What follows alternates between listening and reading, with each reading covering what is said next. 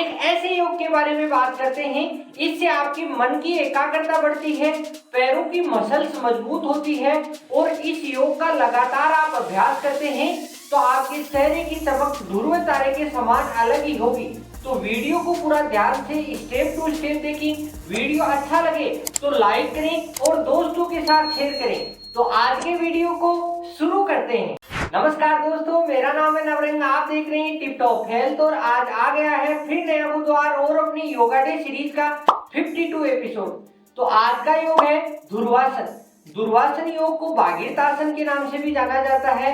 हठ योग के अंदर धुर्वासन योग को स्थिर योग बताया है क्योंकि ध्रुव का अर्थ होता है स्थिर, और भागीरथासन इसलिए कहा जाता है कि राजा भागीरथ ने गंगा नदी को धरती पे लाने के लिए जिस प्रकार इस योग में अपनी स्थिति होती है उसी प्रकार प्रतीक्षा की थी, इसलिए गंगा नदी धरती पे आई थी। तो इसलिए इस योग को भागीरथासन कहा जाता है। तो अब धुर्वासन योग को स्टार्ट करते हैं। धुर्वासन योग करने के लिए सबसे पहले आप अपनी योगा पट्टी पे सावधान की स्थिति में खड़े हो जाएं। इस योग में ध्यान आपको सिर्फ यह रखना है, पेट आपका खाली होना चाहिए और इस योग को मॉर्निंग में करते हैं तो बहुत अच्छे बेनिफिट मिलते हैं। तो इस योग में दो प्रकार की अवस्था बनती है। तो आपको पहले प्रथम अवस्था बताते हैं। इसमें आप अपने दाहिने पैर को बाईं जंघा जहां स्टार्ट होती है यानी मूलाधार चक्र के पास लगाना है। देखो इस प्रकार अपनी दाहिने पैर की एडी को अपनी जांघ स्टार्ट होती है वहां इस प्रकार लगाना है और फिर आप अपने पैर को छोड़ें और दोनों हाथों की स्थिति आपकी नमस्कार मुद्रा में होनी चाहिए। इस प्रकार की स्थिति में आप आओगे तो आप अपने शरीर का बैलेंस बहुत इस प्रकार डगमगाएगा, मगर इसमें डगमगाने की कोई बात नहीं है। आपको फर्स्ट में ऐसी स्थिति होती है, फिर आप धीरे धीरे इसका अभ्यास करते हैं तो फिर आप आधे आधे घंटे तक खड़े रह सकते हैं, जिससे आपके पैर की मसल्स इतनी मजबूत हो जाएगी कि आप इतनी ही देर खड़े रह सकते हैं। इस प्रकार की स्थिति आने के बाद आप अपने नमस्कार की मुद्रा बनाएं और सीधे आप अपने इष्ट देवता को याद करें। आंख बंद करके भी कर सकते हैं, आंख खुली में भी कर सकते हैं और फिर इस प्रकार एक टांग से आपका अभ्यास हो जाए तो फिर आप अपने को पैर को सीधा करें और फिर अपनी बाएं पैर की एडी को अपनी दाहिनी जंघा के ऊपर रखना है और एडी अपने यहाँ जहां से अपना जो जांघ स्टार्ट होती है वहां लगानी, एकदम जैसे पहले लगाई थी उसी प्रकार एकदम लग गई सही। और फिर आप अपने दोनों हाथों की नमस्कार मुद्रा। तो इस प्रकार आप अपने दोनों टांगों से समांतर रूप से आधा आधा मिनट से स्टार्ट करें, 1 मिनट करें, 2 मिनट करें। जैसे आप इसका अभ्यास करोगे तो आपके बहुत अच्छा होगा, मगर इसमें ध्यान यह रखना है कि आप कुछ लोग ऐसे करते हैं कि पैर की एडी को अंदर रखते हैं, पैर का पंजा बाहर, मगर यह गलत है। इसमें पैर का पंजा एकदम जांघ से चिपका हुआ यानी सीधा समांतर रूप से होता है।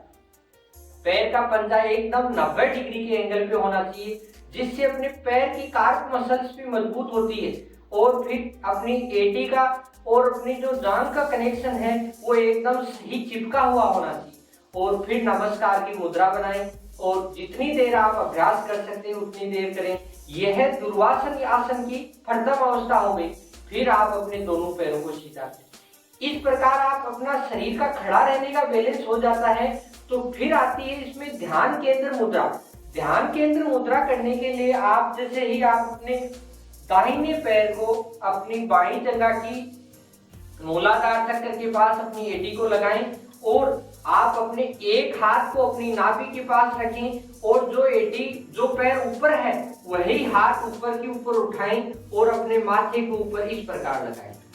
इस क्रिया में आके आप अपना ध्यान योग बढ़ा सकते हैं, यानी इस क्रिया में आप जितनी देर रुक सकते हैं तो आपका मेमोरी पावर बहुत अच्छा होगा।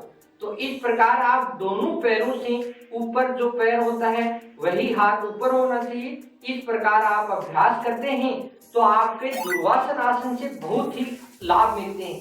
आसन बहुत सरल है, मगर इसको आप धीरे धीरे रूटीन में करते हैं तो आपके हैबिट में हो जाएगा और एक टांग के ऊपर आप खड़े रह सकते हैं। तो इस प्रकार धुर्वासन का आप अभ्यास कर सकते हैं।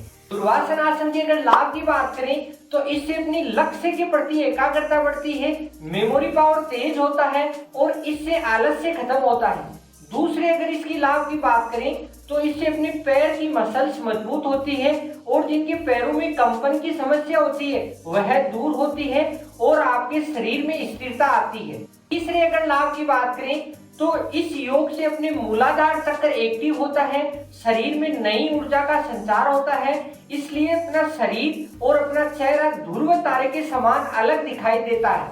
और इस योग के चौथे लाभ की बात करें तो इससे मानसिक और शारीरिक दोनों प्रकार के लाभ एक साथ मिलते हैं। तो योग बहुत अच्छा है, योग को रूटीन में करें। दिखता योग सरल है मगर इसको धीरे धीरे आप करते हैं तो आपकी आदत में डल जाएगा। दुर्वासन आसन की अगर सावधानियों की बात करें तो योग बहुत सरल है मगर थोड़ी सी सावधानी है।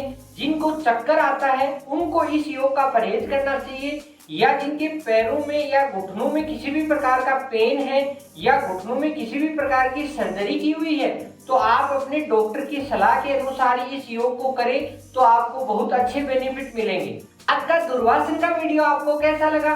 वीडियो अच्छा लगा तो लाइक करें और दोस्तों के साथ शेयर करें, या किसी भी प्रकार की समस्या है तो आप कमेंट करके पूछ सकते हैं। फिर मिलते हैं नेक्स्ट बुधवार। हंसते रहिए, मुस्कुराते रहिए और टिप टॉप हेल्थ से जुड़े रहिए। जय हिंद, वंदे मातरम। इस प्रकार के योग की डिटेल से स्टडी के लिए टिप टॉप हेल्थ को सब्सक्राइब करें।